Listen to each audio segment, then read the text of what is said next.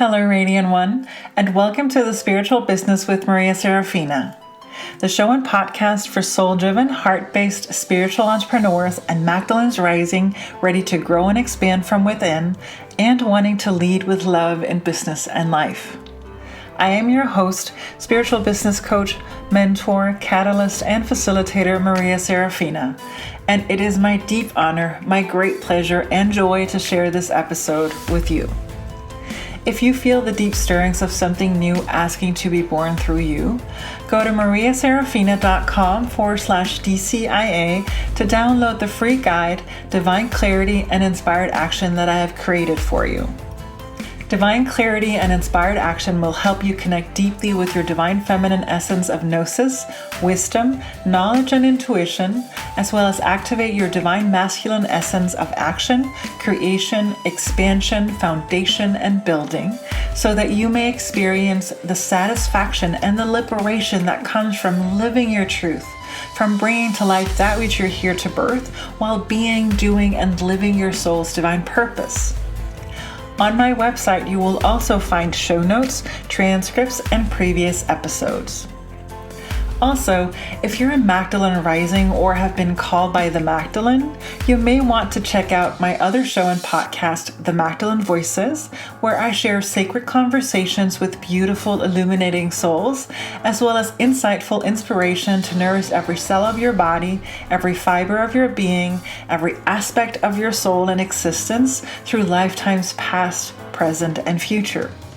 You can go to my website, mariaserafina.com, for links to everywhere it's being broadcasted.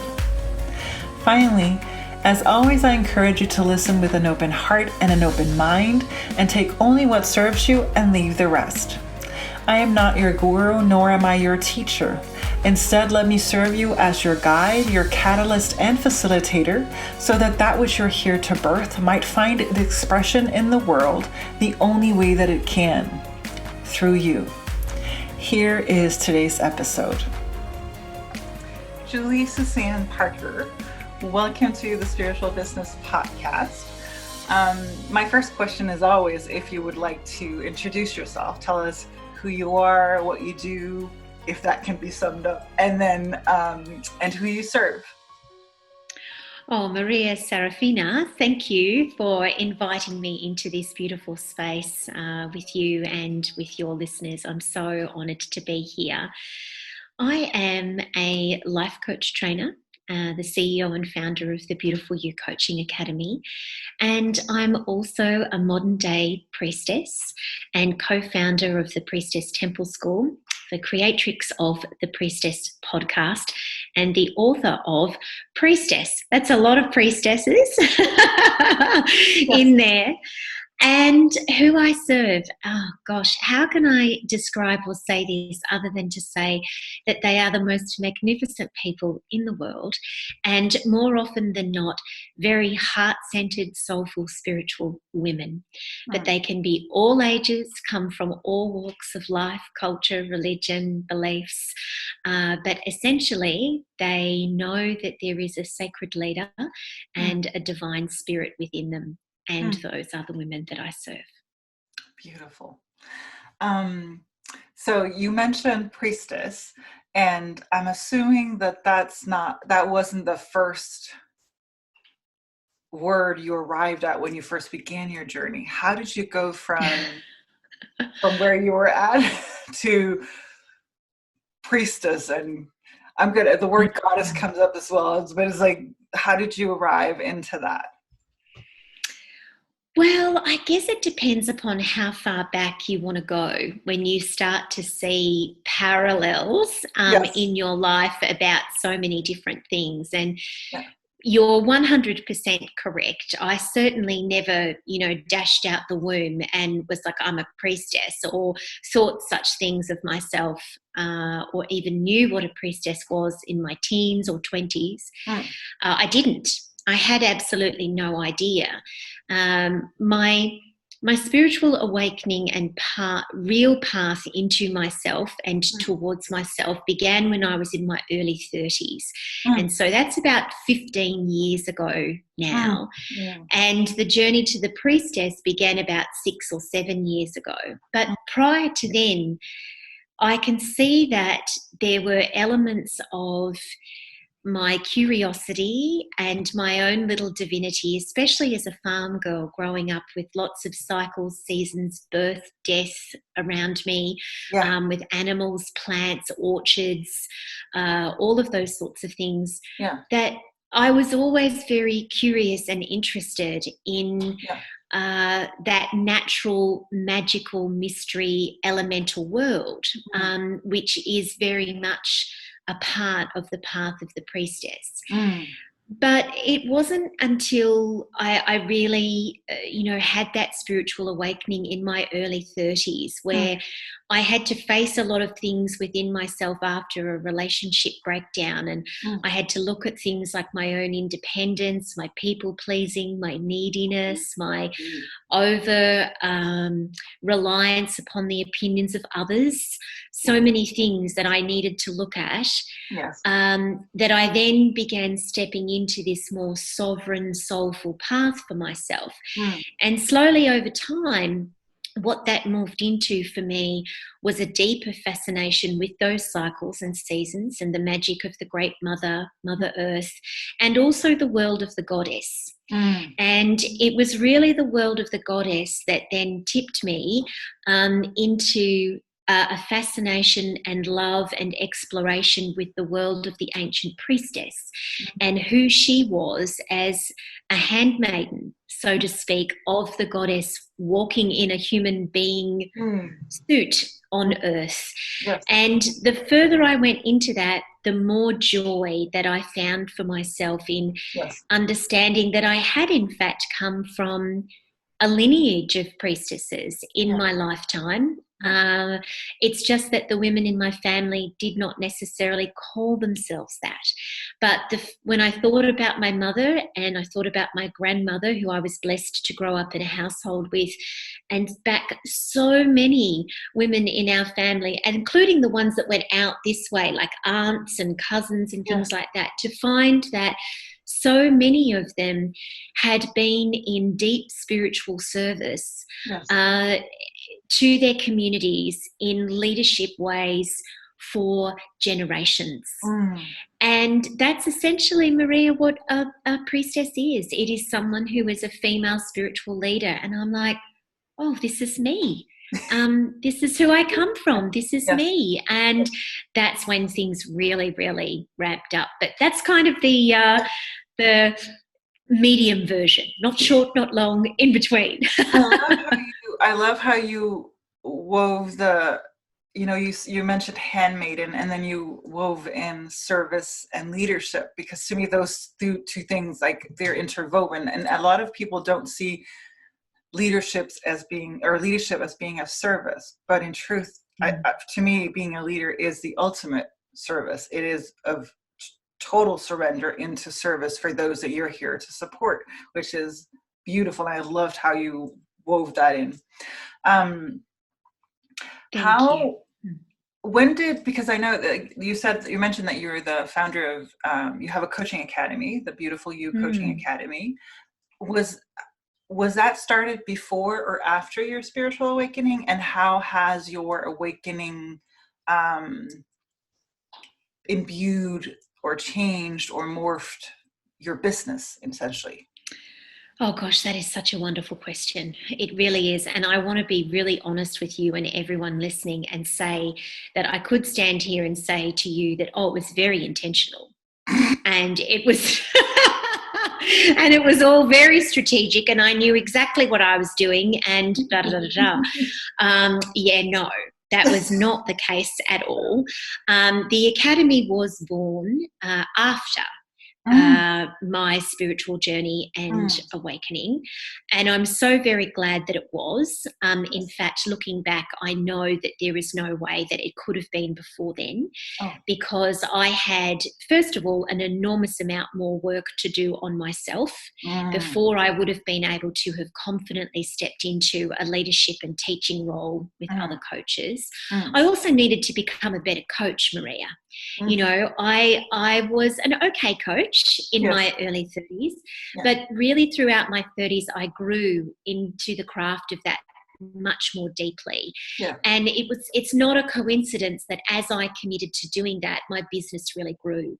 And so it was not until my late 30s, late 30s, around 40, that the idea for the academy really came to me. And that stemmed from having reached a point in time with my individual coaching practice that I simply couldn't see one-on-one clients anymore. I had a 6-month waiting list. Things had completely blown out, and I was almost exclusively seeing coaches because I'd created such success in my own business that they were coming to me wanting me to coach and support them in theirs.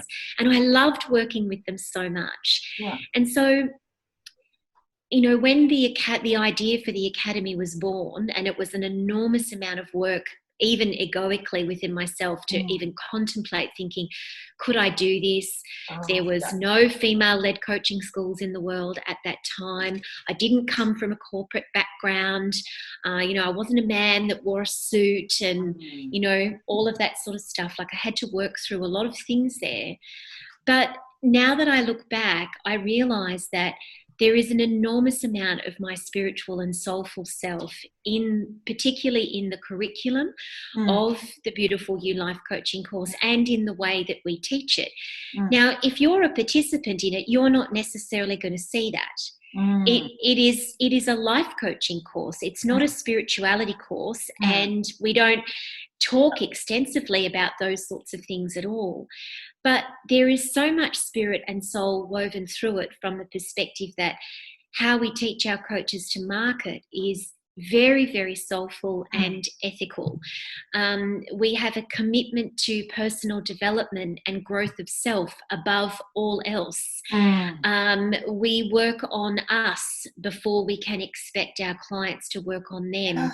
And all of these things, to me, are signs of things that I learned during that time of awakening, which, let's face it, was for me, a pretty dark night of the soul. You know, it was about 18 months, and it was very, very challenging period of time in my life. Didn't want to be in it at the time, but now very grateful for the lessons the other side.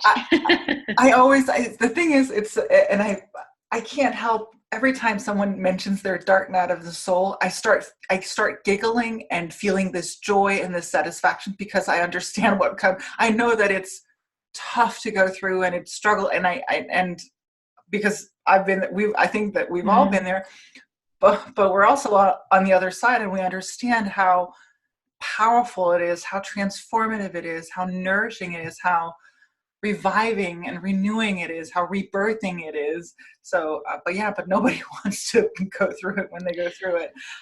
Not at all. Not at all. One of the things that I really loved about what you just mentioned, and I want to highlight this because I want to make sure that everyone hears this, is that you were extremely successful in your business, and you could have continued in that business. Instead, you chose to follow a nudge or a call and expand in that love and do that work of, because, you know, even when we are that successful, there's still more that is calling us. She's still calling us to expand and grow. Did you go willingly, or were you dragged into it?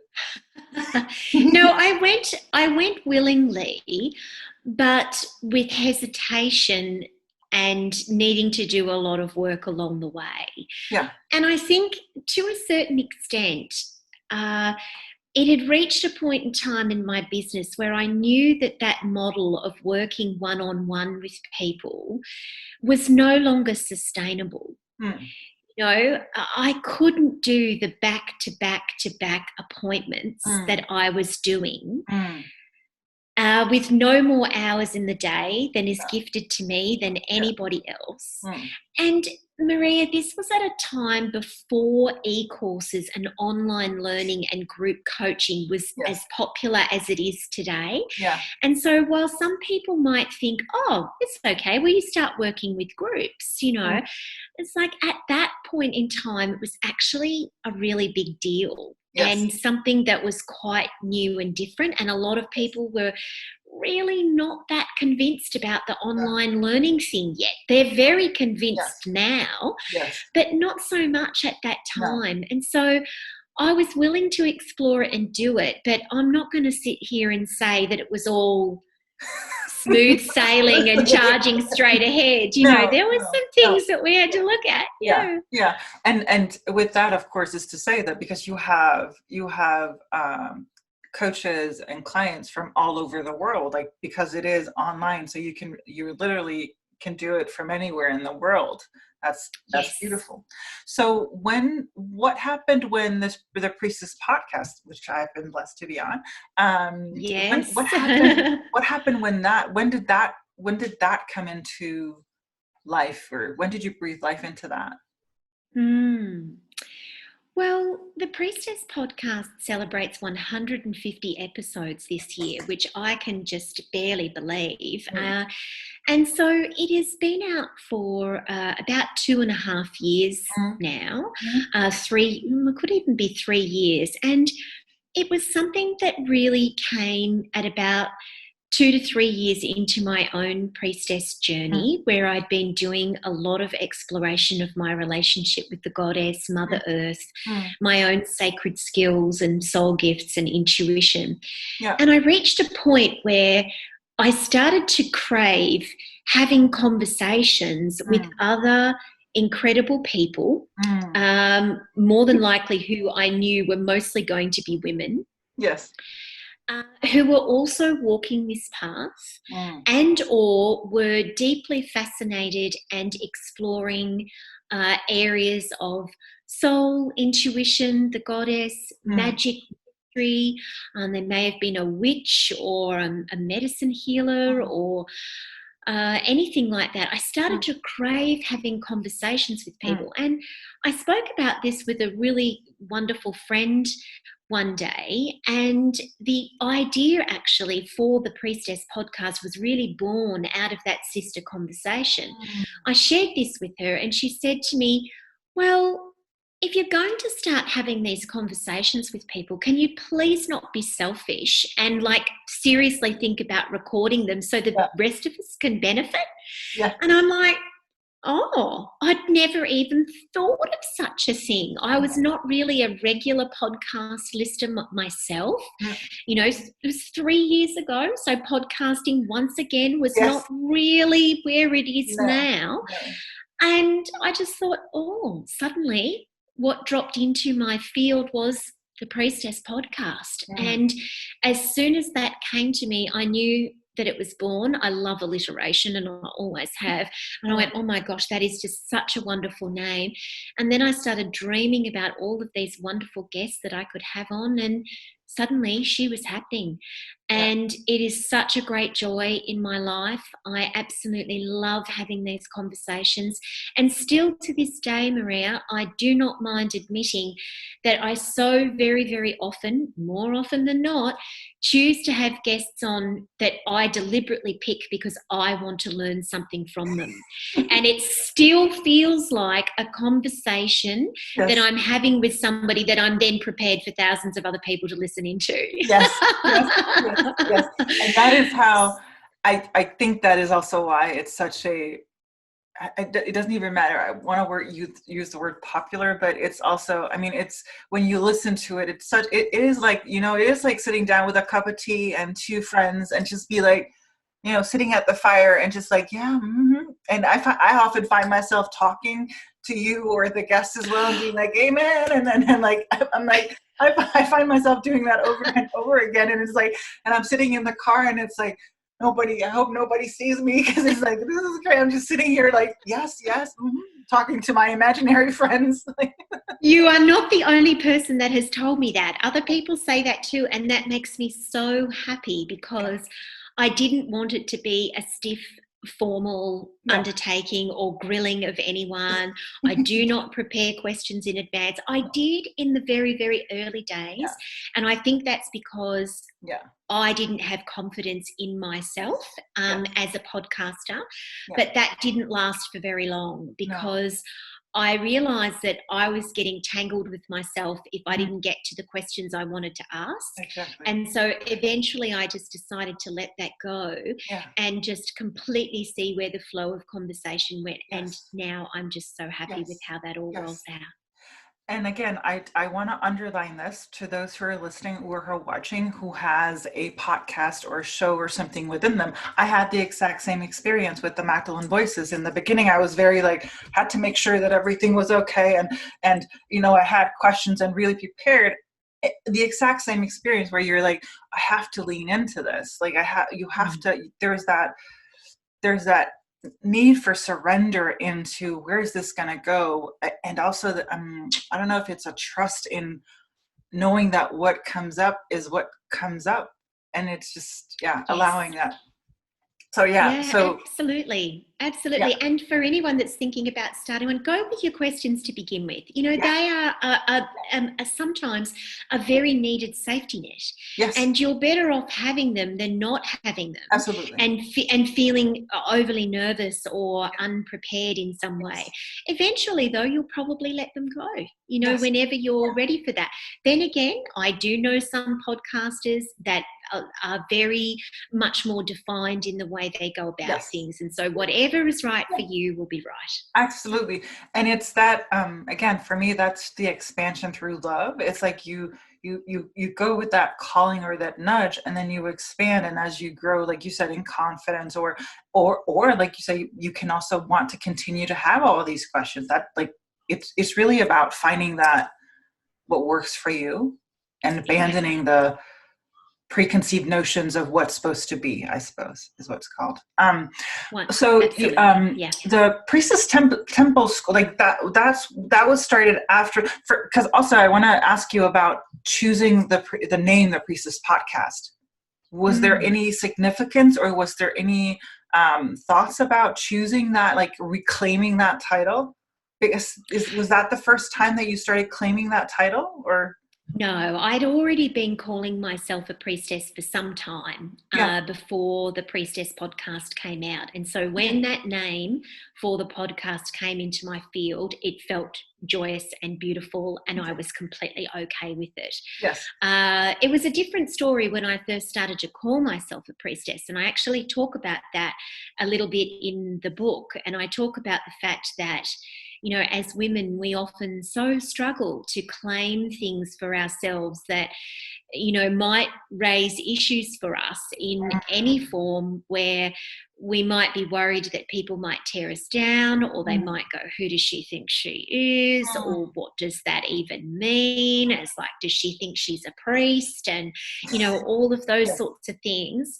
But no, by the time the podcast came around, I was fully comfortable with calling it that. And it's one of my favorite things about the podcast. I absolutely love the name, and am so glad I was able to have that. Oh yeah, absolutely. Because you have a plethora of different offering and services now, how is spirituality part of your business? How does it inform your business, if at all? I don't want to put words into your mouth, but how does it inform or shape or expand or grow your business? Do you have any? Yeah, go ahead. Yeah. Oh my gosh, this is such a significant question. And yes, of course it does, because this is a whole episode of exploration and topic within itself, isn't it? But, the first thing that I just feel called to share is that we are, of course, as you know, Maria, all spiritual beings. Every single one of us are. And it's not something that anybody can say, well, not me. We all are. Every one of us are. Yes. How much we choose to embrace that, though, is entirely our choice. I happen to be somebody that chooses to embrace it significantly. Yes. And my spirituality is something that is very driven by female sacredness and embodiment and connection to myself first, before thinking about connecting to the divine or the goddess or anything else that I may desire to get in touch with, which might include nature or animal kin or herb medicine or anything of that, or flower medicine. You know, I'm studying flower essences right now and I'm loving that. But basically the answer to your question is it infuses everything in my business, because I truly believe that while my business is not me and I am not my business, I am so much more than what I create or do in the world, as you are and as everyone is. Because I choose for my business to be an extension of my soul gifts and what I know to be my power and my intuition and my spirit as a woman and a human being, then that means my spirituality infuses all of my offerings in every possible way. Yes. Now, that does not mean literally. It does not mean that I am talking about spirituality every single day, or, you know, like our entire curriculum is like a very large manual and workbook, like they're huge chunky materials. They talk about spirituality very lightly from the perspective of how you might explore spiritual goals with your clients. But the way that my spirituality is infused in it is that my heart is infused. I wrote it. Yes. My ethics, my morals, my standards, my values are all a part of it. And I also have, and I think this is very important to share, a magnificent team of people around me. Yes. I don't do this on my own. No. And I know that all of those people are very in touch with their own spirit and their own divinity as well. Yes. We are a team. We are a sisterhood. We are connected to each other. We believe in each other. We believe in what we're doing. Yeah. And so we're a collective of souls putting out work in the world. And therefore, to me, my spirit and spirituality infuses all of that. Yes. Yes. Yeah. That was actually going to be one of my questions, because I do know that you have a team. So like, how is it, but then you must have called in those that were on the same path. It sounds like it's a soul group, like that you've chosen to come together at this time to be part of this work and put it out. Yeah. 100%. Yeah. And if anyone ever asks me, you know, about the best way to go about finding beautiful people to work in their team, I will always be somebody that will say, choose people that you actually really like first, that share similar values to you, that you would have a cup of tea or a glass of wine with and be happy to have in your home, even though you don't necessarily have to choose to do that if you don't want to. But if you don't feel connected and comfortable and inspired by people in that way, it will be unlikely to work. Because here's what I do know. For the right person in the right team, they can learn skills. Yeah. Choose the person over the skill level every single time. And that's what I've done. I have chosen people to go into roles that they haven't necessarily had an enormous amount of experience in, but I just knew were the right person at that time for that job. Yes. And I've never made a mistake yet, and I hope never to. So that's a good thing. I can imagine. Then we have the book that is coming out. By the time this recording will be out, the book will be coming out. It won't be out yet, but I'll share all the links and all of this so people can get their copies. Tell me about your journey with the book, because I know that I remember seeing that you had a publishing deal, which you chose to abandon for what I believe are like core principles, and it was such a beautiful thing to see. So will you share your journey with the book? When did it come about? How did it come about? Why did you choose to abandon your publishing deal and everything else in between or after? Oh my gosh, that's a big journey. Well, the idea for the book came really not long after I started to explore deeply the world of the priestess. I have a degree in history from many years ago at university, and so the ancient path of the priestess has been so fascinating for me to explore Maria and how her wonderful courage and wisdom and skills and magic can impact and influence us today. Yeah. And as soon as I started to do some exploration around that, I thought, oh my gosh, there is a book in me in here. Yes. Yeah. And I knew instantly that it was going to be something that I would write. And that was about 3 years ago now. And this is your first book, right? This is the first. No, it's actually my second. This is actually my second published book. But my first published book was many, many years ago now, in a whole other lifetime, when I was in a professional field as a social worker and counsellor.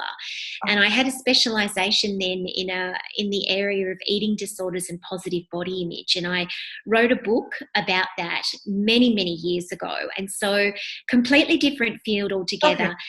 This, I feel, is my first, but I feel like it's my first book. It's not, but I feel in many ways as though it is. And so, that's, so that was about 3 years ago. And I was very blessed, and I do wish to say that, to find a publisher. I actually won a publishing competition, a highly sought after competition, to have my book published with an international publisher, a very, very big one, well known within the spiritual publishing space. Yeah. And I was overjoyed about that and incredibly excited that they could see the depth and value in the world of the ancient and modern priestess and this spiritual self-help book like I did. However, as I began to write the book, a very interesting thing began to play out. Literally as I was writing it, parts of the book were crumbling, and parts of my life and what I knew for myself were both crumbling, but at the same time coming into very sharp focus. And the short version of the story is that I came to understand and recognise that when I was writing about aspects of sacred and spiritual leadership that had to do with us as modern women and women identifying folk needing to challenge things such as the patriarchy, white supremacy, homophobia, and more, particularly white supremacy and racism, I came to the realisation that my publisher was not really on board with those messages. Now, it's important for me to say that was my opinion. That was my personal opinion and my personal belief at that time. Yes. And I started to no longer feel comfortable that the book was in the right place. And I stepped away from that publishing deal, which was not a small decision, but was always the right one. Yes. And then I fell in a hole, Maria, and I really didn't write for about 6 to 9 months, which is why it has taken so long for this book to come to life. I was burnt and sad and questioned myself constantly around whether I had done the right thing, even though I knew that it was the right thing. All my ego I got up in my own face, and I was telling myself it's never going to be published now, nobody's going to ever touch you again, etc., etc. And then one day I just decided, okay, this is ridiculous. So you don't have a publisher anymore. So what?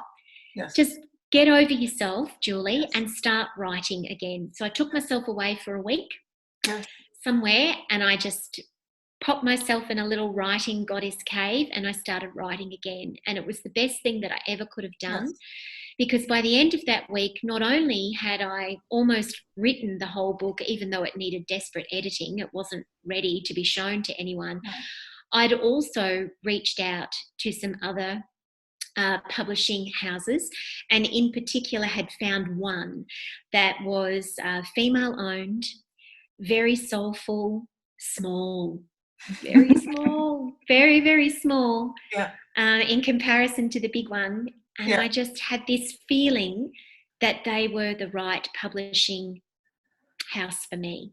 And they said yes. And here we are now, and she's about to come out in the world. And I know in my heart that she's in the right place.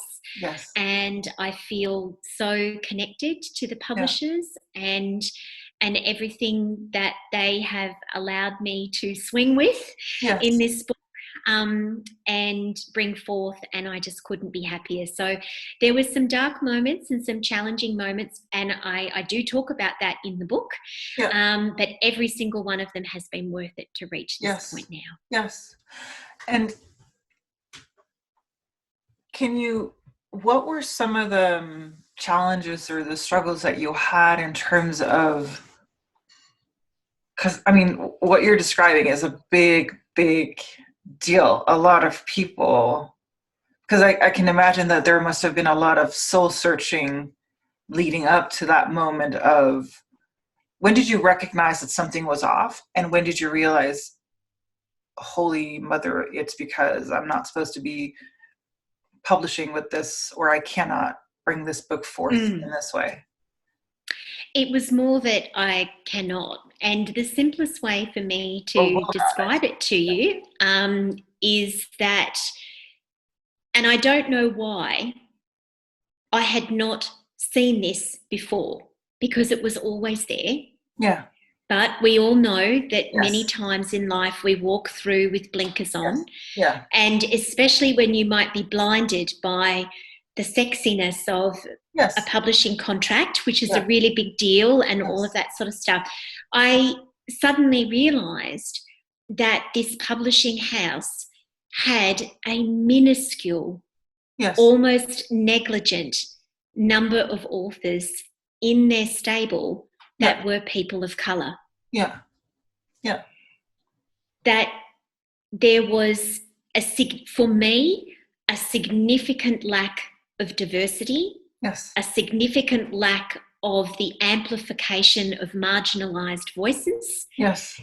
And I then had to look at myself and very, very honestly and clearly say to myself, because it was the absolute truth, you are going to be a part of that.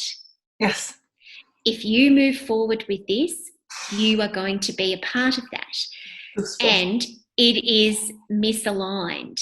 Yes. Because even if I can draw a parallel with the Priestess Podcast, Maria, I have always, since the very beginning of the Priestess Podcast 3 years ago, had a very broad range of guests of all different cultures, ages, backgrounds, diversities. And I thought, hang on a second here. There is a mismatch here, Julie, and you are stepping into this. And so now you have to make a decision about whether you're going to keep going with this, knowing that this is misaligned, and that you're going to be at events where you will be speaking probably with no diversity and no people of colour present, and that you have always stated that is an issue and a concern for you with anything that you do online. Like, I won't participate in summits if there is not conscious representation of all different voices. Yeah. And so I suddenly realised I was blinded. I didn't see it. No. But once I saw it, I couldn't unsee it. No. And then it was up to me to do something about it. And so the right decision for me was to step away. Yeah. It's like what you would have been forced to swallow in terms of doing that would have been, it would probably also have taken you down a whole different dark path. And because like you say, the misalignment would have been so great that I just wonder what would have happened if you had not chosen the way that you did. And I remember it. And I just want to state that I fully agree with everything that you say. I hear you in saying that that's your opinion. I can only say that that's my opinion too. And to me, that's what leaders do. Like, they make tough decisions but they stay true to their alignment and their core. And to me, that was like one of those moments. And even now, as you were talking about, I just saw this, like, you're like it's like a rising. It's so powerful to be, and also because of abandoning what the world deems successful in terms of being on stages and really, and you're most likely going to do that anyway, but it's like you have this shiny castle on the hill, and then you realize, hold on, it's full of people or opinions or that I don't resonate with and that I don't stand for. That is not of the new world. That is not the new paradigm. That is not diverse and inclusive and all of those things. So exactly. I remember that very distinctly, and I've been like looking at, like, when's the book coming out? Like, when's the book? So what do you think? Aren't you lovely? Thank you. What do you think that, you mentioned like having I don't know if you want to call it a dark night of the soul afterwards, but like going into also what you mentioned is, I call it the veiling. I mean, or not veiling. There's two, for me, there's an unveiling. It's like we go through life and we are spiritual beings. And then as we go through life, more and more veils are lifted and more initiations are happening. To me, as a spiritual entrepreneur, the initiations never stop. They come in different form. And that's just, to me, that's just a strengthening of who you are as a leader in the world, as a spiritual leader, as a guide, as a priestess. It's like a strengthening of that, because in that moment, when you make that decision, you then give people permission to do the same, to be like, no, this is not right. Like, no. And to walk away from that. And I'm sure the dollar amount that was attached to that as well is like just setting it all on fire and be like, nope. Sorry, I'm like, I know singing your praise, but to me it's such a, well, thank you. I want to honor you for having done that, because I understand that sorry, I'm getting emotional, but you having made that choice has allowed a shit ton of people all over the world to do the same in whatever small or big ways that that they have that choice in their life, or they're faced with those choices in their life. I didn't know that I was going to, but yeah, so go ahead. Oh, Maria. Well, thank you. Thank you so very much for seeing me in that way. And I'm truly touched, by your words, and I understand them, and I graciously accept them. Yes. I also do just want to mention, particularly for anybody that may be listening or watching this right now that is white identifying, this is no less than what we must do. No. If we are to truly address the many, many systems of oppression, white supremacy, patriarchy, homophobia, Islamophobia, how we treat refugees, migrants, incarceration rates, so many things. I mean, we could just go on and on. And particularly as white folk, we have a responsibility to really look at the privilege that we walk through the world with, and know that we have to put our actions where our mouths are, if things are really going to shift and change, because we benefit from these systems.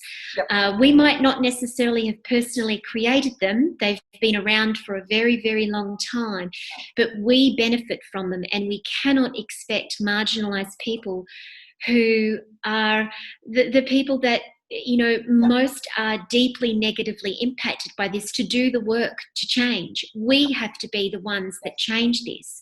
Yep. And so it's decisions like this one that, if we want to call ourselves sacred leaders, if we want to call ourselves anti-racist, then we have to make these decisions. And that's why, even though I'm here to say that it was egoically a hard decision, yes, the money, yes, the stepping away from the big stages, yes, all of that sort of stuff, in the end, it was the only damn thing that was the right thing to do for me.